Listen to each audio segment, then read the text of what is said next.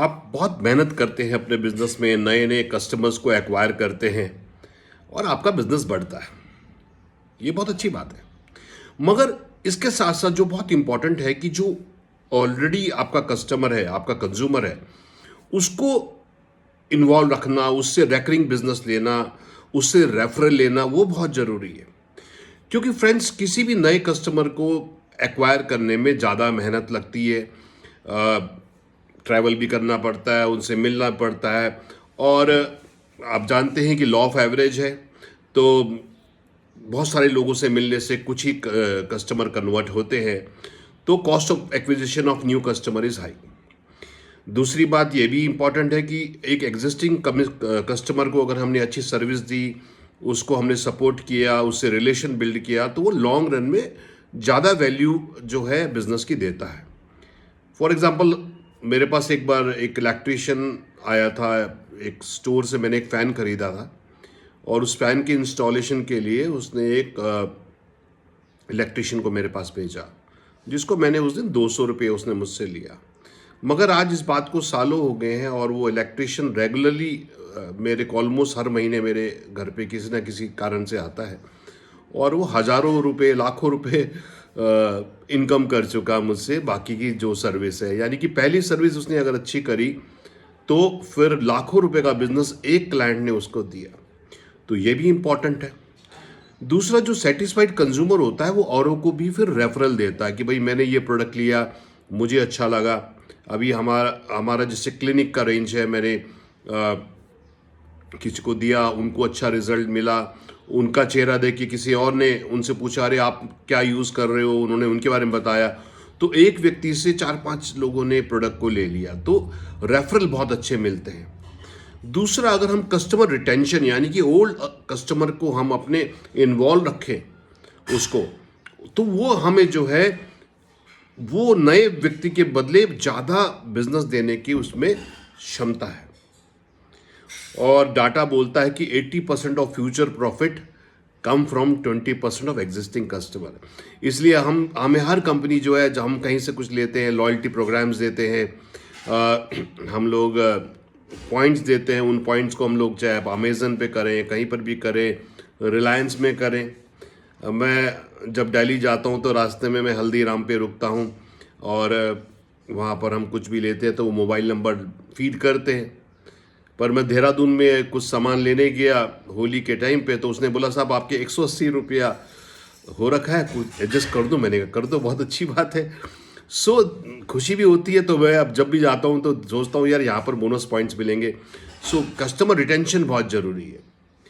उसके अलावा प्रॉफिटेबल भी ज़्यादा है और आप प्रिडिक्ट भी कर सकते हैं। अगर आपको पता है भाई मेरे 100, 200, 500 कंज्यूमर हैं जो मुझसे रेगुलर ऑर्डर लेते हैं, रेकरिंग लेते हैं, तो आप अपने बिजनेस को प्रोजेक्ट भी कर सकते हैं कि यार ये तो मेरा एग्जिस्टिंग, नए कितने आएंगे ये तो हमें श्योरिटी नहीं है ना, क्योंकि वो लॉ ऑफ एवरेज पे है।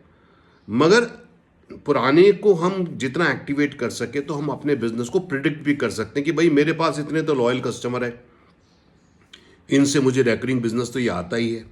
अब इनको मैं, कई बार क्या होता है, कोई व्यक्ति आपसे 1-2 प्रोडक्ट लेता है, फिर वो बोलता है भाई ये तो 2 महीने चलेगा। आप बोलते ठीक है मैं 2 महीने बात करूंगा। ये गलत तरीका है। अगर कोई सेटिस्फाइड कंज्यूमर है तो हम उसे और भी प्रोडक्ट अपने रेकमेंड कर सकते हैं, है ना। और क्योंकि वो सेटिस्फाइड है तो और उसको बिलीफ है, ट्रस्ट है आपके ऊपर, आपके प्रोडक्ट के ऊपर, आपकी कंपनी के ऊपर, तो वो और भी जो है प्रोडक्ट ले सकता है। अगर हम उसको क्रॉस सेलिंग बोलते हैं या अप सेलिंग बोलते हैं कि ऑलरेडी जो है, जैसे हम कभी शर्ट खरीदने जाते हैं तो क्या बोलते हैं कि साहब एक लोगे तो 2000 की है, मगर 2 लोगे तो 3000 की है, 3 लोगे तो और डिस्काउंट है। तो हम लेने तो जाते हैं, एक बजट हमारा होता है 1500 का, हम खर्च करके आते हैं 5000, क्योंकि 5000 में हमें वो 4 दे देता है या 5 दे देता है। तो जिसको बोलते हैं अप सेलिंग, है ना। हम सब लोग ऐसे ही बंडल वो हमसे कराते हैं। तो ये अलग अलग स्ट्रैटेजीज है बिजनेस लाने की। और इसमें इंपॉर्टेंट ये है कि हमें ये दिखाना है कि जितने कस्टमर को हम रिटेन करेंगे वो हमारी ग्रोथ है। अब आपके पास सपोज 100 पुराने आपके पास कस्टमर थे, 100 नए आ गए, अगले महीने 100 में से हमें कुछ को तो रिटेन करना चाहिए, है ना। तो अगर हम 100 में से 50 हमने रिटेन कर लिए, तो इस बार अगले महीने हमारा 150 का ऑर्डर डला। तो जितने लोग हमारे नए रिक्रूट होते हैं, उसके साथ साथ हमको ओल्ड एसोसिएट ओल्ड कस्टमर को भी एक्टिवेट रखना है, उनसे रेफरल लेना है, उनको और भी प्रोडक्ट देने हैं। ये नहीं कि साहब ये प्रोडक्ट इसने लिया, अब ये प्रोडक्ट इसका 3-4 महीने चलेगा, मैं 3-4 महीने बाद इससे बात करूँगा। कई लोग बोलते साहब मेरे उस बंदे ने एक प्रोडक्ट लिया था, अब वो जो है मुझसे और नहीं ले रहा। इसका मतलब हमने उससे क्रॉस सेलिंग नहीं करी, यानी कि और प्रोडक्ट उसको हमने बताए नहीं है। या old customer friends business assets हैं, वो हमारी असेट है ना। उसको जो है हमको सेटिस्फाइड रखना है, अच्छा रिलेशन बनाना है ना, और उनसे हमें रेफरल भी लेने हैं। तो ये एक प्रोसेस हमें करना है। तो कस्टमर कब रिटेन होगा हमारे पास?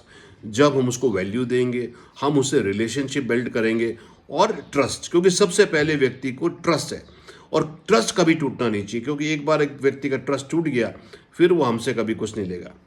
और पुराने कस्टमर को, पुराने एसोसिएट को अपने साथ इन्वॉल्व रखना वो आसान काम है, और बशर्ते नए के साथ। तो ये सब रीजंस हैं जिसकी वजह से हमें बिल्कुल ध्यान रखना चाहिए कि कोई भी हमारा ओल्ड एसोसिएट है, ओल्ड कस्टमर है, उसको हमें रेगुलर उससे जो है उससे उम्मीद मत करें। उसकी प्रायोरिटी नहीं है, वो अपनी दुनिया में है। अगर आप और हम उसको अप्रोच नहीं करेंगे रेकरिंग बिजनेस के लिए, तो वो तो कहीं और से ले लेगा। तो हमें आगे, कई बार ऐसा भी होता है कि जब किसी से बात करते हैं वो कहता है हाँ मुझे चाहिए तो था, मगर आपका कॉन्टैक्ट नंबर नहीं था मेरे पास, है ना, ये सब चीज़ें। तो फ्रेंड, जिन भी एसोसिएट कंज्यूमर्स को आपने रिक्रूट किया है, उनसे वापस बात करिए। रोज या एक दिन छोड़ के हफ्ते में 2-3 दिन जरूर अपना समय निकालिए कि आपके जो ओल्ड एसोसिएट है, ओल्ड कस्टमर है, उनसे आप बात करेंगे, उनका फीडबैक लेंगे, और उनको जो है और प्रोडक्ट रेकमेंड करेंगे। उनसे पर्सनली मिलने की कोशिश करिए, रिलेशन बॉन्डिंग बनाने की कोशिश करिए। उनके परिवार में देखिए उनको क्या और प्रोडक्ट ज़रूरत है, और वो रिकमेंडेशन करिए। तो ये पूरा प्रोसेस है friends. Out of site is out of mind, है ना। अगर आप अपने कस्टमर को अप्रोच नहीं करेंगे, उसको सर्विस नहीं देंगे, उससे रिलेशन नहीं करेंगे, तो कोई और करेगा, तो फिर वो बिजनेस आपका वहाँ पे ले जाएगा। तो आज ही जितने भी लोग आपने रिक्रूट करें, स्पॉन्सर करें, जितने भी आपके एसोसिएट हैं, जितने भी कस्टमर हैं, एक स्ट्रैटेजी बनाइए कि रोज़ मुझे आधा घंटा ज़रूर अपने ओल्ड एसोसिएट, ओल्ड कस्टमर से बात करनी है, और मैक्सिमम को हमें रिटेन करना है। सो इस प्रोसेस को अपनाइए और अपने बिजनेस को बढ़ाइए, उसमें कंसिस्टेंसी लाइए, उसमें ग्रोथ लाइए, उसमें प्रिडिक्टेबिलिटी लाइए। तो फ्रेंड्स, बिल्कुल ये करिए, और जैसा आपको रिस्पॉन्स मिले मुझे ज़रूर इसके बारे में बताइए। मैं हूं अमिताभ वालिया, मैं हूं certified practitioner of NLP which is called neuro linguistic programming. मैं ऑथर हूं, और काफ़ी सारे जो है अकल साइंसेज में मेरा इंटरेस्ट है। सो इन प्रोसेस को अपनाइए और अपने बिजनेस को भी बढ़िया करिए। Thank you friends.